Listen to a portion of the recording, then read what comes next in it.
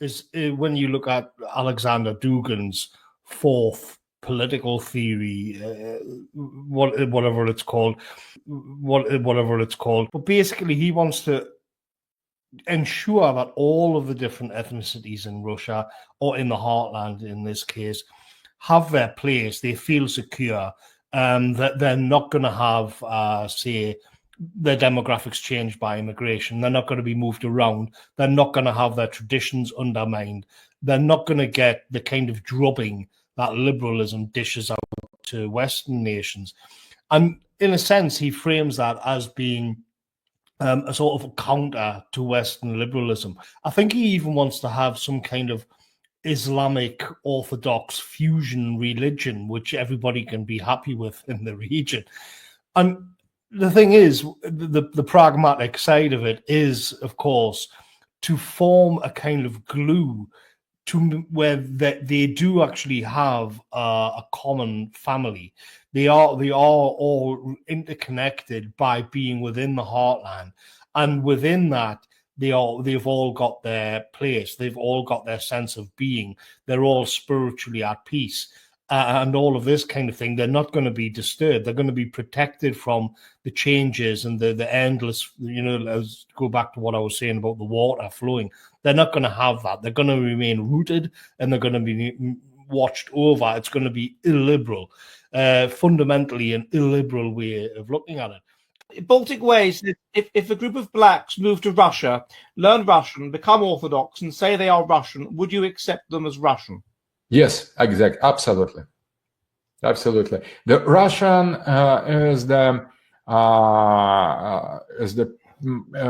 is about heart, not about the skin, about the center, not about surface.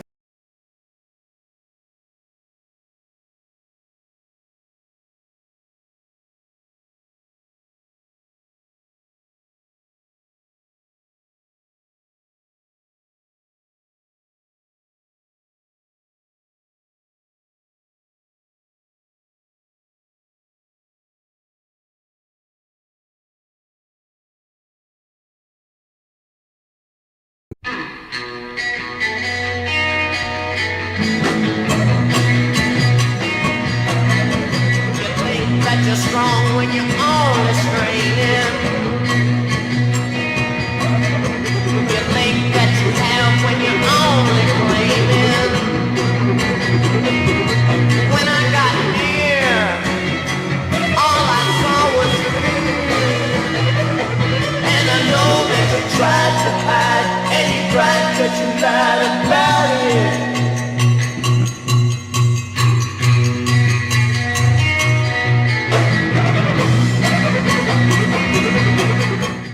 Okay, so today, let's go back to August 2022, the 21st of August to be precise. So this would be pretty much flush 6 months of the war, and this is where Morgoth's review called for some decorum. He called for some decorum, and he called for people to consider suffering and pain that can be caused by a father having his daughter blown up. Now, the woman in question was, of course, Dugin. Now, I have to be clear here, this is the first time he has talked about a single casualty in the Ukrainian war. Now, she wasn't killed specifically in Ukraine, but as a consequence of the Ukrainian war, she was allegedly, at least, killed. So at this period, I mean, I've asked ChatGPT. You can read this in my essay because this is just an excerpt from it. But you can look in ChatGPT. The best UN verified figure that corresponds to up around the 30th of August. It's actually the 21st, so whatever. Okay. Blah, blah. I'll put it on the screen, and it says 5,663 Ukrainian civilians have been killed between 24th of February and the 28th of August.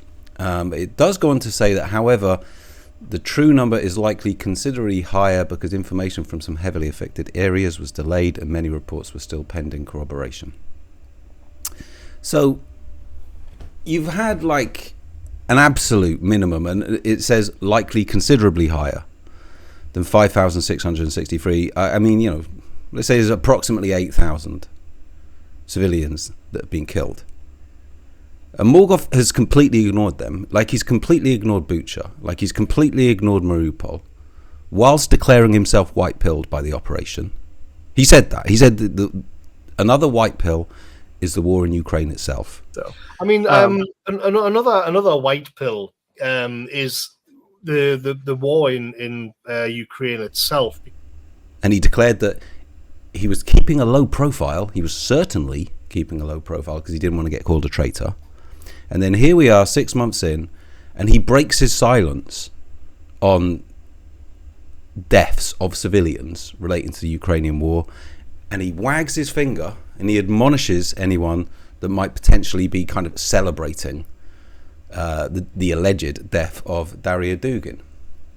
I mean, we can just have a little look at Daria Dugin. I mean, this is what he says here, just to read the text. Whatever your views on the Ukraine conflict, again, it's not an invasion, it's a conflict, happen to be, I can guarantee none, I think you mean none, of the men you lionize would have rejoiced over the angst and pain of a father watching his 30-year-old daughter being blown up. But total fucking silence when that happens in Ukraine. And you've never fucking mentioned any of them 4 years fucking down the line.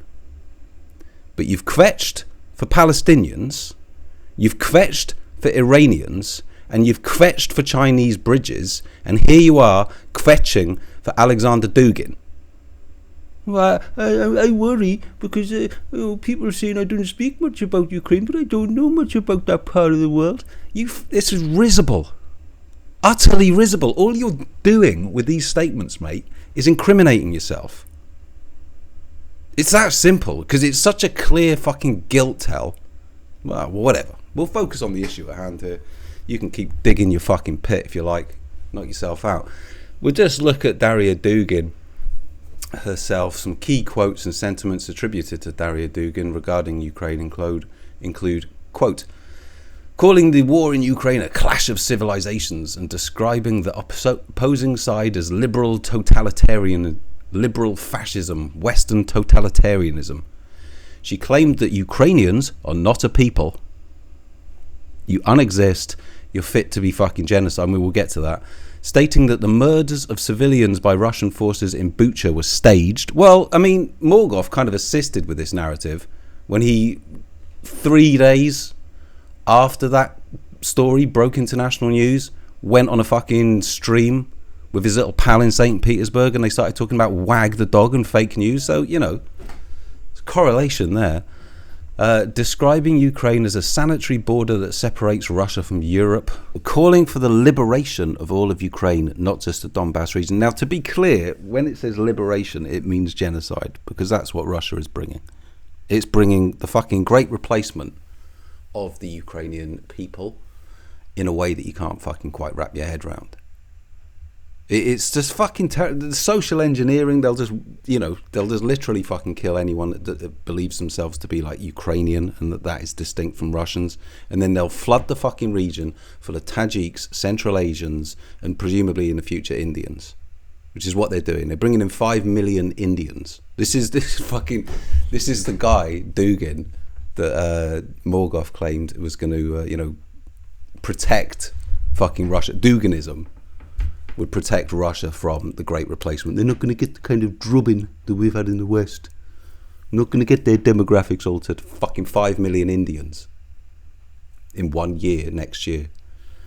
When you look at Aleksandr Dugin's fourth political theory, whatever it's called. But basically, he wants to ensure that all of the different ethnicities in Russia, or in the heartland in this case, have their place. They feel secure, that they're not going to have, say, their demographics changed by immigration. They're not going to be moved around. They're not going to have their traditions undermined. They're not going to get the kind of drubbing that liberalism dishes out to Western nations. And in a sense, he frames that as being a sort of a counter to Western liberalism. I think he even wants to have some kind of Islamic Orthodox fusion religion, which everybody can be happy with in the region. And the thing is, the pragmatic side of it is, of course, to form a kind of glue to where they do actually have a common family. They are all interconnected by being within the heartland, and within that, they've all got their place. They've all got their sense of being. They're all spiritually at peace. And all of this kind of thing, they're not going to be disturbed. They're going to be protected from the changes and the endless, let's go back to what I was saying about the water flowing. They're not going to have that. They're going to remain rooted and they're going to be watched over. It's going to be illiberal, fundamentally an illiberal way of looking at it. Baltic Ways, if a group of blacks move to Russia, learn Russian, become Orthodox and say they are Russian, would you accept them as Russian? Yes, exactly. Absolutely. The Russian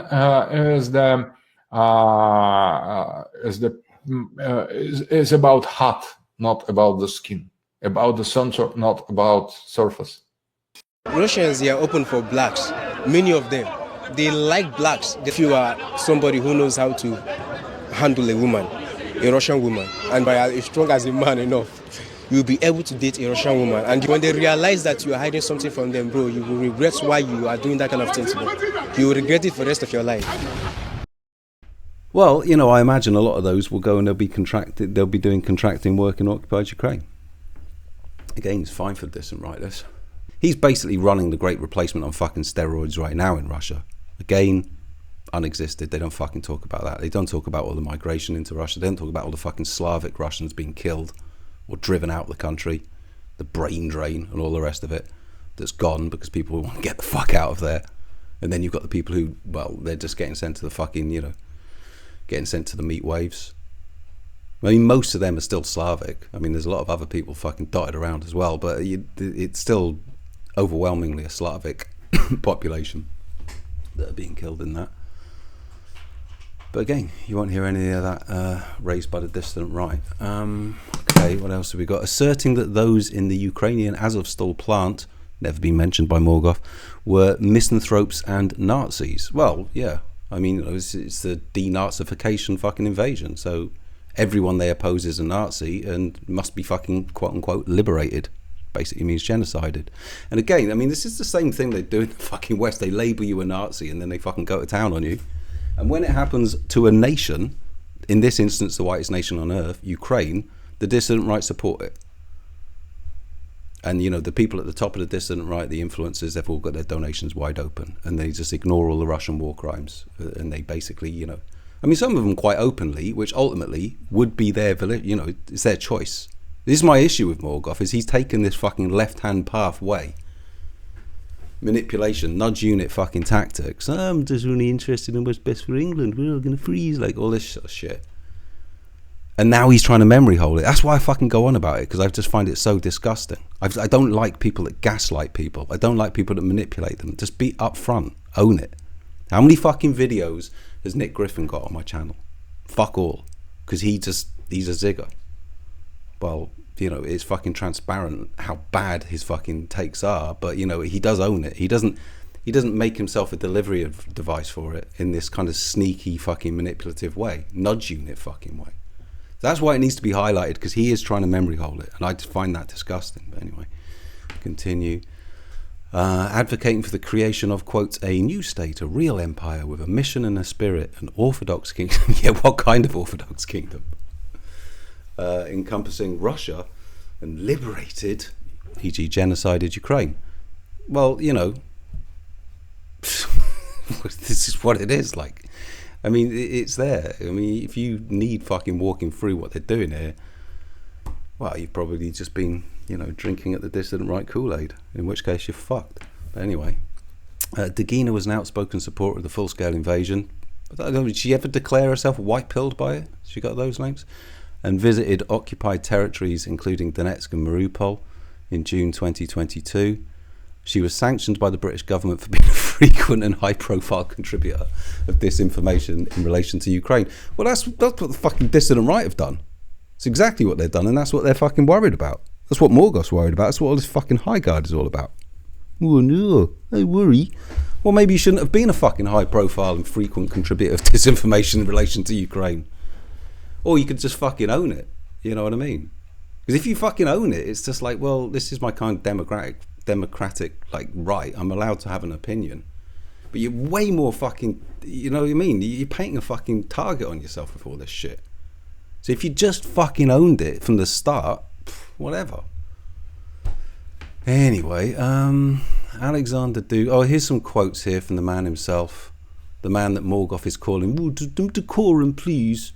Oh, his daughter's been killed. 8,000 civilian deaths later of Ukrainians. Ukrainian taxi drivers, their daughter's been killed. You know, in the instances of Bucha, like raped alongside the wife. You know what I mean? They fucking raped a woman with her daughter, like with her daughter. The fucking Russian soldiers, they fucking gang raped her. You know what I mean? With her daughter. Is he calling for fucking decorum for that? No. He's never mentioned Bucha in any fucking context. But, you know, decorum for Aleksandr Dugin. Decorum for him. Oh, how must he be feeling in this terrible moment? Oh. Well, this is what Aleksandr Dugin was coming out with. Quote, Ukrainians need to be killed, killed, killed. End quote. Another quote is, genocide of cretins is a given. This is a race of degenerates who crept up from the sewers. This is the man that Morgoth is saying, some decorum, please. After just completely unexisting all the war crimes of 3.5, 4 years of Ukrainian civilians, whilst kvetching about Chinese bridges that may be damaged in a future war, whilst kvetching about Iran while it gets bombed for 3 days. But, you know, he's never expressed an opinion and he worries. Ooh. Well, okay, what else has Dugin come out with? Yeah, he called the Kabbalah, he says, quote, the Kabbalah tradition is the greatest expression of the human spirit. Aleksandr Dugin said that. That's actually on a video. Maybe I'll try and tag that in. And actually, when he says that, he actually throws up the fucking 666 sign, literally on that beat. And he's looking directly at the little Jewish fella. One of the things that history shows... Kabbalah tradition is the greatest achievement of human spirit. My friend, I have studied the Kabbalah my whole life in the Hebrew language. As well as and I'm myself. here, and I have to tell you that it has absolutely nothing to do with the wisdom of the people. What is one of the things that history shows... Kabbalah tradition is the greatest achievement of human spirit. My friend, I have studied the Kabbalah my whole life in the Hebrew language. As well as and I'm myself. here, and I have to tell you... That's the guy. Some decorum, please. He's a guy that venerates the Kabbalah above any other expressions of the human spirit, in his own words. And he's calling for Ukraine, the whitest nation on earth, to be killed, Ukrainians to be killed, and genocide of cretins is a given. And this is a race of degenerates that crept up from the sewers. So basically, genocide the whitest nation on earth, and the Kabbalah is the greatest expression of the human spirit. That's the guy he's calling for decorum for. I don't know what to say. Like, this is so deep into the fucking weeds of demoralization that when you present these facts to like dissident right adjacent people, that they'll be going, oh, you're fed, like, you know what I mean? Because you're attacking people that venerate this shit.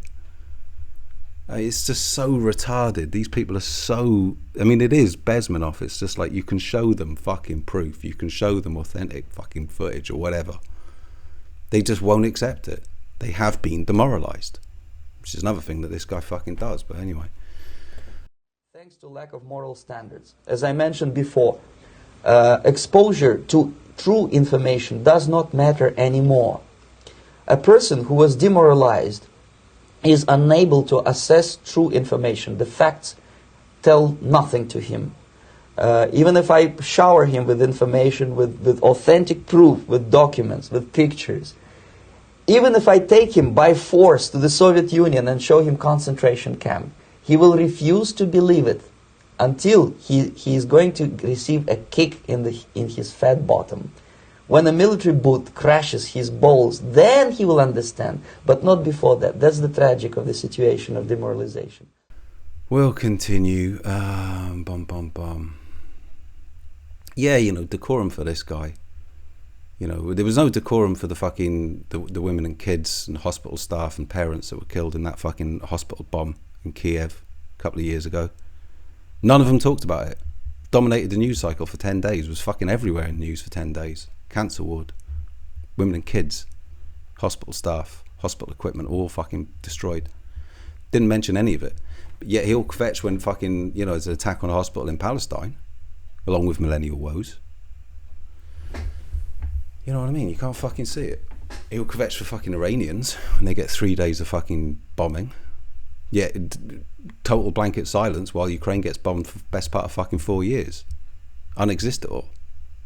Declare yourself fucking white-pilled by the operation. Like, if you just fucking owned it, do you know what I mean? But no, now you're trying to gaslight everyone about this. You fucking took out my fucking channels. Not him personally, presumably, but, you know, certainly would have fucking celebrated it. Well, I'll just make these here and they'll just sit here. Whatever. It's a compulsion, but, you know. I just fucking hate gaslighters. There's nothing worse than a fucking gaslighter, because they're just trying to get in your head and manipulate you and fuck with you. And, oh, no, I've never expressed an opinion. It's like, so what? What's all this? And just to tag in at the end here, if you want to go back, right, look at the 24th of February, the first utterance Morgoth's review made on the Russian invasion of Ukraine. Any idea what that was? Any idea? What was he concerned about? What was at the forefront of his mind as Russia invaded Ukraine? Quote, "Be prepared for big tech to start censoring you if you are countering the official narrative on the Russia-Ukraine situation. Quote, pro-Russian misinformation." So I mean, this is the first thing in his mind as Russia invades Ukraine. He's telling his audience essentially, or he's leaking his intention. He's saying, be prepared to be censored if you're countering the official narrative. He's never expressed an opinion on the war, this guy. He has no interest in it. He's neutral. He is pro-Russian before the war, and this tells you it in black and white. He's worried about being labelled pro-Russian misinformation because he is pro-Russian from the word fucking go. I mean, like, the first day of the invasion. There's a lot I could tell you about that first fucking day. I don't want to bother doing it here. But, you know what I mean? This is at the first front of his fucking mind. And it's a situation. The Russia-Ukraine situation. It's not an invasion. It's just a situation. A situation is something that just occurs. It kind of has no agency behind it. Again, this is the sort of linguistic downplaying that he, throughout the entire war, has done. It's a conflict, a situation, even a thing. He never says it's an invasion, though. He was white-pilled by the war. When he says he was white-pilled by it, he says, "Well, whenever white-pill is the war and invasion is the Ukraine war itself, the war in Ukraine, the thing that's just happened." It's not the Russian invasion. See, you might think this sounds kind of autistic, but it's not. This is actually key. You know, it's almost like passive voice, isn't it? It's just a situation. There's no agency behind it. So there you go. Literally the first thing on his mind as the fucking tanks come in, as the Chechen fucking paratroopers landed near Bucha. Oh no, I might get censored by big tech for being pro-Russian. Mate, you give yourself away constantly. It's just everywhere in your work. So when you then come out and you visit the Zigger's Beard, and literally within the first 2 minutes you go, "Oh, I worry because some people have criticised me," and come out with all that shit. But you've attended the Zigger's Beard, and that's literally in your forefront of your mind. So after you said, "Hello, Frody, how are you?" blah blah blah, there you go, there it is. And he is just that guy is controlled opposition, controlled by his own avarice, and he's working on behalf of the Confederation of Grift. And, you know, isn't it interesting that it's literally within the first 2 minutes of attending the Zigger's Beard recently, he comes out with that shit. "Well, I worry, but I don't know much about that part of the world." Like, it's at the forefront of his mind because he's worried for himself because he's a scared little man. It's not like, shit, I've been propagandizing for this ethnic cleansing operation of Ukraine for the last 3 or 4 years. I feel guilty about it. I feel bad about it. I feel bad about what I've done. No, it's like, "Oh no, I'm making trouble." So I'm going to do some fucking theatrical, nog-tiered fucking attempts to sort of distance myself from them. But all you do is paint a massive fucking target on your back because it's so fucking obvious. And these theatrical high guards that you think, it's like, I don't know, do you think this exonerates you? Do you think like the likes of fucking MI5 would look at that and go, oh no, hang on, no, he's been on a Frody show. What, we're wasting our time with this? You're fucking drunk, mate, which is probably quite likely because I suspect you're at least a borderline alcoholic, so possibly. But still, it's fucking ridiculous. You give yourself away, and really what you've done, it shouldn't be made light of. Because what you've done is so disgusting, it's so snide, it's so left-hand path. You know, your clever little nudge unit shit. Your information laundering. That whole Great Freeze thing came 2 days after DDGO Poll fucking floated the idea. Then you published an essay on it. A 2-day turnaround to knock up an essay? Sounds about right. And then you started your 6 months Great Freeze fucking... I mean, it's just repulsive stuff. And then to get to the end and, oh no, I've never expressed an opinion, and gaslight people about it, it's not fucking good enough. So on the one hand, I want to laugh at you for being a fucking lol cow. But on the other hand, no, not really, because this is absolutely information laundering. It's actually quite high quality information laundering. It's not just fucking Mark Collette, you know, going, oh, Putin's fucking great guy. Well, how does he speak? Putin is a great guy. I think you should all respect Vladimir Putin. He, you know, that's just fucking, you'd have to really have a fucking 85 IQ to go anywhere near Mark Collette, which you do. Presumably, I've speculated on why you do that. Again, it's probably your high guard. But, you know, the stuff you've done is actually more effective. It's actually been relatively, as I say, it's relatively sophisticated. You understand nudge unit shit, you understand NLP, and you've displayed it in your work. Which is why I am fucking hell-bent on just keeping documenting it. Doesn't matter, mate. No one fucking watches this shit. But, you know, it will be there. Just in this little corner of the fucking internet. Fine, it will be on the record. That's all I want to do with this channel anymore. I don't give a fuck about anything else relating to this channel. Just documenting what these fucking dissident right scumbags have done, specifically Morgoth's review because he's the worst. Well, that'll just be it. So there you go. Ended on a bit of a rant, which is, you know, not really that surprising when you look into the fucking circumstances, is it? So there you go, Morgoth's review.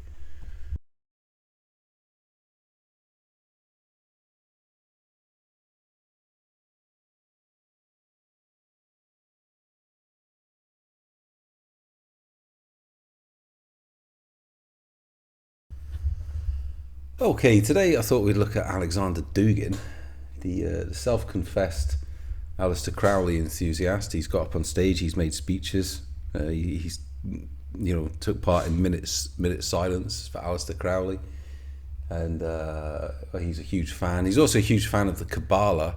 I mean, he describes it as the greatest achievement in humanity. I mean, if these aren't red flags, I don't know. I don't know what possibly could be a bigger red flag, really, than this. But, you know, fine. Today, we're just going to look at some quotes he's made recently. Well, actually, not recently at all. It's quite a long time ago. It's in this, I believe, the first book he wrote, The Third Geopolitical Theory. And this is on the subject of surfers and surfing.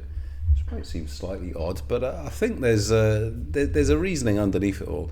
I'll just give you the quote. So, quote, "The worst ghettos will be created for surfers. That is the most arrogant, most anti-Eurasian phenomena. Nothing more repulsive than a grinning, white-toothed person on one of those disgusting boards.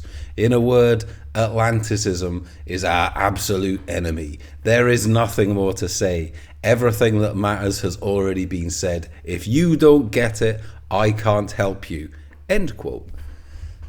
A.G. Dugin, The Third Geopolitical Theory, Chapter 4, Eurasianism. And, I mean, this is emblematic, really, of, well, this is just how they view the Anglo-Saxon. Because when he says Atlanticism, that's what he's talking about.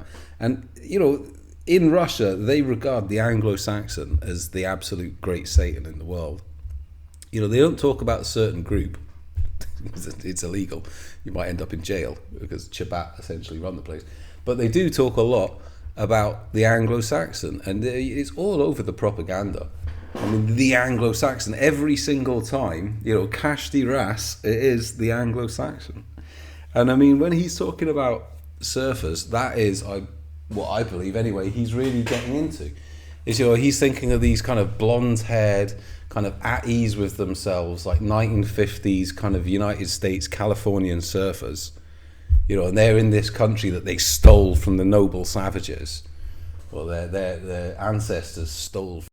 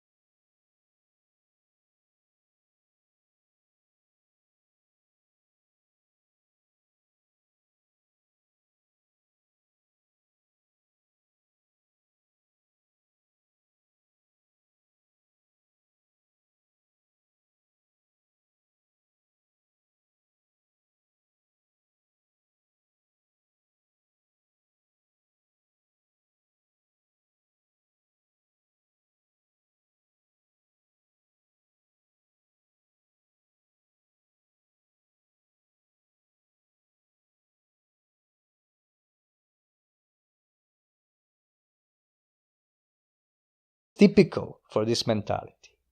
So it always ends with closing in, with the closure, with hermetic, putting hermetic seal on itself, and isolate itself from others because it cannot comprehend other. It cannot comprehend otherness. When faced with otherness, that does not accept it, that doesn't want to identify with it, which is the case now in Ukraine, it becomes extremely dangerous. Then it is driven into frenzy of destruction.